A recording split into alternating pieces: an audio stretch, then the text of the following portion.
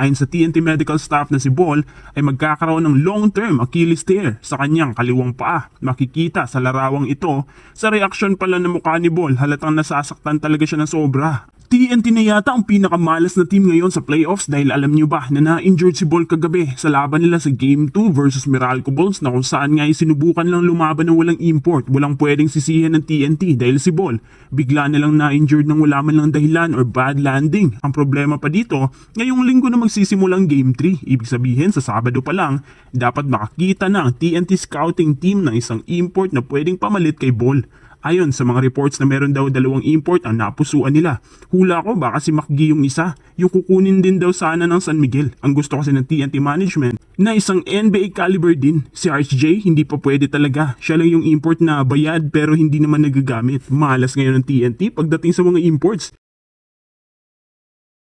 Isa pa sa magiging problema ng TNT ay paano kapag nakakita sila ng bagong import tapos mag-a-adjust pa.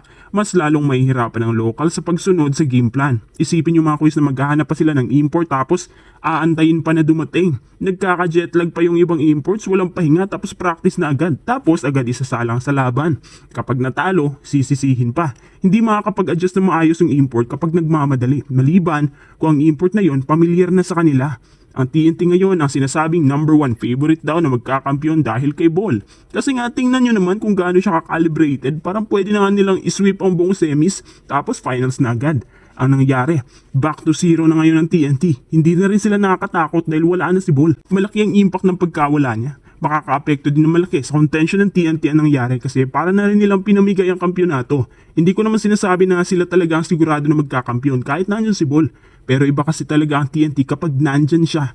Malaking milagro na lang kailangan para ma-back on track ang TNT sa finals race. At nagpapanik po ngayon ang buong TNT management. Nag-overnight nga raw sila kakahanap ng bagong import na swak.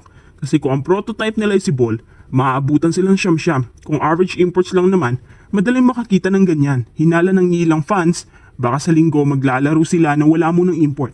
Ano sa palagay nyo? At karugtong po ng balita yan, breaking news tayo. Kakasabi lang natin na gusto ng TNT ng mga NBA calibers. Pinakaunang import pala na gusto nilang isalpak si Marquise Chris. Kung di ako nagkakamali, parang naglalaro ito ngayon sa CBA under Shandong High Speed Kirin. Pero dating nakapaglaro sa Dallas Mavericks at finalist sa Cleveland Cavs. Nagkaka-average ng 4.5 points sa Mavs pero binibida nito ang kanyang 46% field goals. Kung NBA caliber, di ko masasabi na ganun talaga kumpara kay Ball. Pero effective siya, may jumper. Simple gumalaw, may style siya na tiyak ako fit sa TNT kasi kahit sa bara-bara may hatak din. Kung titingnan mong highlights niya, para lang din siyang mga import na makikita mo sa ibang PBA teams gaya ni Jonathan Williams or si Robert Upshaw. At least epektibo. Ang importante dyan, fit sila sa playing style ng TNT. Pangalawa, si Darius Days. Naglalaro din to sa CBA Vipers. Ito mas athletic, mas may shooting kumpara kay Marquise. Siguro mas pipiliin ko to.